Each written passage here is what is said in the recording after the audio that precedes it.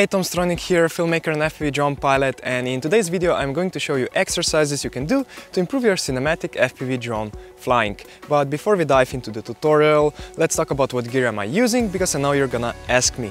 Well, all of my FPV drone videos till today were shot with different GoPros, but today I'm actually testing out Insta360's flagship camera. It has a Leica 1-inch wide-angle lens, so I'm super excited to see how this footage is going to turn out. I will record the drone footage at 5K 30 frames per second in a flat color profile. And yes, an unbiased review and comparison with the GoPro is coming soon, but before I do it, I really want to get to know this camera to see how it performs in different cinematic FPV situations. However, if you dig this image quality in this tutorial, the camera is going to be on sale right now because it's Black Friday, so I'll leave the link with a discount below the video description, and yeah, go click it to find out more about this camera. Otherwise, nothing new. Nazgul 5 drone with digital system, DJI goggles and TBS Tango 2 controller. So yeah, let's start. Exercise number 1 is probably not what you would expect me to say, but it is really important you master it. And it's landing on a small surface. For numerous times I've been in situations where the only suitable takeoff and landing spot was the back of my backpack. So if I haven't done hundreds of repetitions here on my practice sessions, I would be in big troubles. You see, the essential skill you need to have in order to successfully land is to learn how to fly slowly, with precision, and how to stop and hover, and how to actually land and disarm your quad. I know how it goes when you first start flying FPV. You just want to go crazy, fly all over the place, because the only thing you do in the simulator is to practice how to fly. If you never practice landing and disarming the quad, you are going to be in big troubles when you are flying out in the real world for the first time, and there is a high chance you will damage your quad because you won't know how to disarm it. Key skill you need to master here is to do micro adjustments with your sticks, really gentle movements. You know, just how helicopter pilots say that learning how to hover takes a lot of effort, same goes here. You're constantly working with your sticks and gently adjusting. So every battery you fly, try to practice landing at the end of your flights. You will see that doing it with a higher camera angle is going to be much more challenging, because automatically it's making you want to pitch the quad forward to fly faster. So let's go fly fast now. Cinematic FPV flying exercise number 2 is flying fast, low to the ground and close to objects. What really creates a cinematic composition, no matter what camera you are using, is to have depth in the image. Let me show you what I mean by that.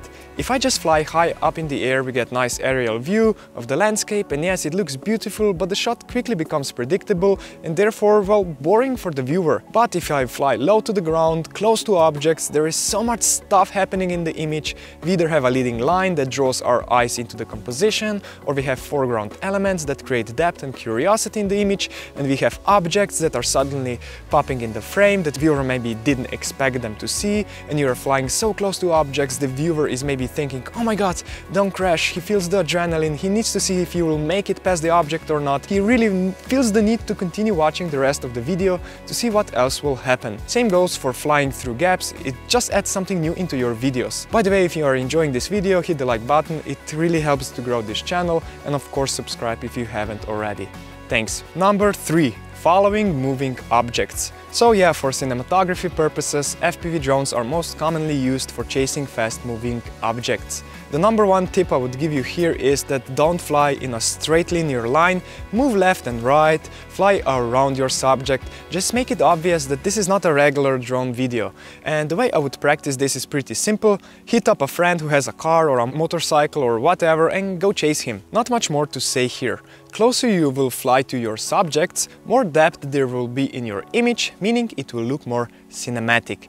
But be aware of your current abilities, safety is always a priority. FPV quad is not a toy and it can seriously injure or damage someone. So use your head and master flying in a safe, open environment first. And to level up your chasing videos, it's not just about the chase. I say intro is super important because in the first few seconds of the video, your viewer is always deciding if this video is worth watching, if it's worth his time. So what I like to do is to capture his attention with the split S dive. The whole point of filming with FPV quads is that you do non-linear movements, so the footage looks different and it stands out. So really take the time to practice split S. Again, it's all about the timing. So the way I suggest you practice it is to fly fast, low to the ground, approach a tree as close as you feel comfortable, fly up against the tree, release the throttle and turn with mostly using your roll stick and gently pitch back, dive against the tree. This will create depth in the composition and slowly start adding throttle and pitch back. Closer to the ground you do this, more interesting the video will turn out to be.